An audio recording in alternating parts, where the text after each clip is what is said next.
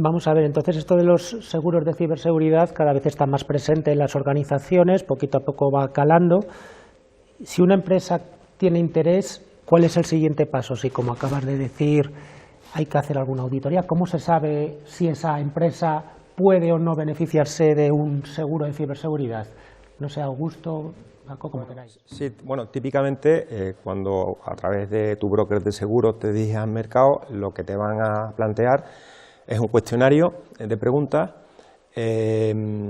Asimismo también se suele utilizar, las compañías seguras suelen utilizar servicios de terceros para hacer análisis de vulnerabilidades, ¿no? del potencial asegurado.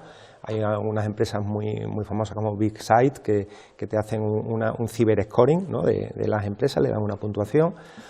Estos cuestionarios y estos análisis pues pueden ser más o menos sofisticados, depende del tamaño de la empresa, ¿eh? O sea, no es lo mismo un gran corporate que una pyme. Pues en un gran corporate, en grandes empresas, estamos viendo cuestionarios de 200 preguntas. Después de esos cuestionarios se tienen reuniones los suscriptores con los CISO de una mañana o un día completo de Q&As entre los distintos, porque normalmente en las grandes empresas no es una aseguradora, es un pool de aseguradores y reaseguradores que va a cubrir un gran límite de indemnización. Entonces ahí hay una interacción.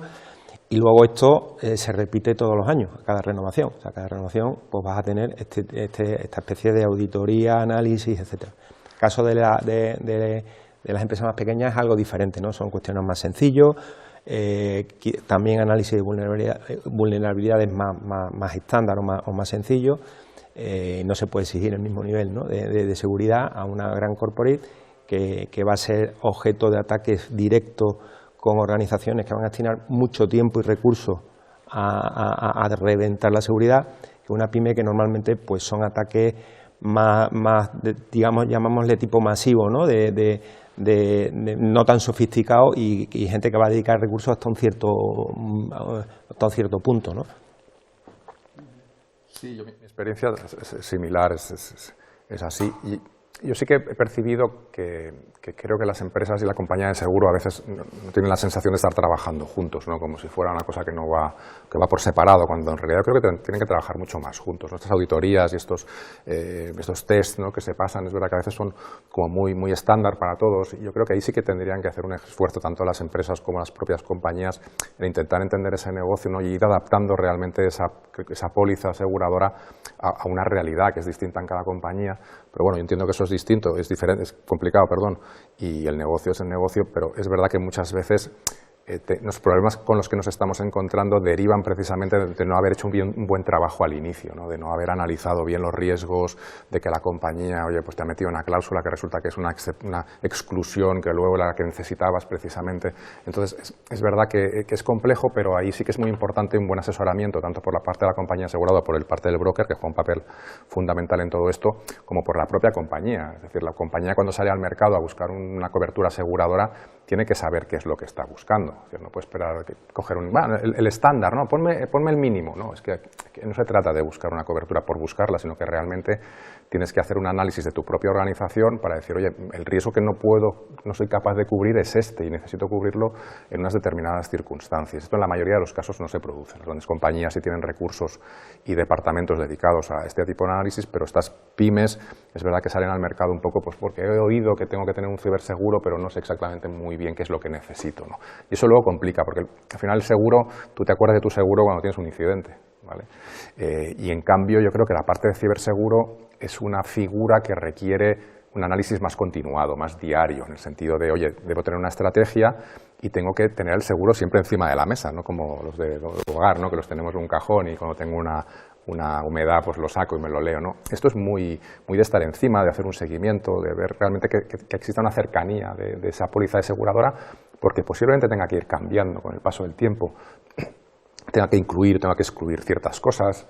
Esto va a afectar a mi prima, por lo tanto yo creo que es una actividad que forma parte de lo que es el negocio propiamente dicho y no es solo ahí, bueno, tengo una cobertura y por si me pasa algo, ¿no? Yo creo que es algo más y que la tendencia es precisamente a que el seguro forme parte más de este día a día de la compañía, ¿no?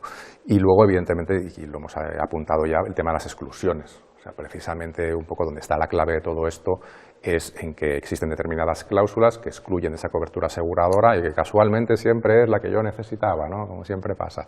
Pues en este caso la reacción de las compañías de seguro, lo hemos visto en la prensa, es precisamente decir, oye, pues mira, esto es pues eso, un ataque en tiempo de paz, ¿no? Un ataque de un Estado y eso queda excluido de la aseguradora. Bueno, pues una realidad que debemos conocer y que también debemos asumir ese riesgo de no tener esa cobertura aseguradora, de manera que si nos ataca un grupo prorruso y mi póliza decía que está excluido el ataque de otros estados, pues ese riesgo lo tengo que asumir yo como empresa y no va a haber nadie que me ayude, ¿no? Bueno, luego hay circunstancias excepcionales con el consorcio de compensación, bueno, es un tema más complicado, ¿no? Con lo cual, bueno, al final yo creo que ese trabajo, como conclusión, es que sea un trabajo conjunto, que la póliza es una herramienta que nos debe ser de utilidad y que no solo es un dinero que pagamos por una prima, por una cobertura, por si nos pasa algo. Tenemos que entender realmente qué es lo que queremos cubrir para ahorrarnos estos disgustos, estas sorpresas que luego son las que nos causan los problemas, ¿no? Realmente. Desde el punto de vista de la empresa crea más obligaciones, más trabajo, pero entiendo que también revierte en la propia securización de la empresa, ¿no? También. Sí, por supuesto. En este caso, si una empresa, vamos a ver, nos encontramos con el problema de que hay muchas empresas, sobre todo pymes o empresas cuyo target está muy alejado de la tecnología, pues no tienen por qué saber de tecnología y ponen un cierre a su tienda y ahí ya no va a pasar nadie, porque además han puesto cámaras, pero se olvidan de la seguridad digital, no hay una cultura de seguridad digital. Entonces, la aseguradora pues tiene que dotar de ese conocimiento inicial a ese cliente para que sea consciente de que, a mí se me ocurre, yo creo que no lo hace nadie, ¿no? Pero el poner accesos por defecto, la famosa contraseña 1234, todo eso tiene que estar, esa empresa tiene que estar preparada y securizada y luego ya vendrá el seguro que evaluará, como he comentado antes, cuánta prima le voy a poner dependiendo de tu estado de madurez digital, de seguridad digital, ¿no?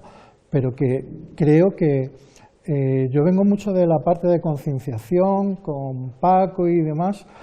Creo que lo principal es la concienciación en securización, en seguridad, tanto a nivel empresa como a nivel de empleados. O sea, sin querer, un trabajador sin tener mala fe se convierte en un insider y se va al garete el negocio, o sea, porque ha tocado donde no tenía que tocar. Entonces, esa parte de concienciación dentro incluso de lo que obliga una compañía para asegurar tus riesgos, creo que tiene que estar en un primer plano.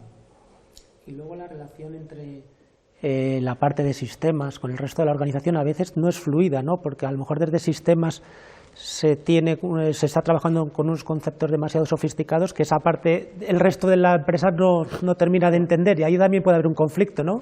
Además, no solamente hacia los trabajadores, sino también hasta hacia las capas directivas, ¿no? Securización versus usabilidad a veces están bastante reñidas, ¿no? No, es que tienes que poner un doble factor de autenticación, jolines, con lo fácil que es tener el acceso por defecto y acceder y demás. ¿Cómo encima voy a tener que recibir un PIN o como hago con el banco? Si no es de interés, repito, hay que concienciar y hay que buscar ese término medio entre seguridad y accesibilidad y utilización.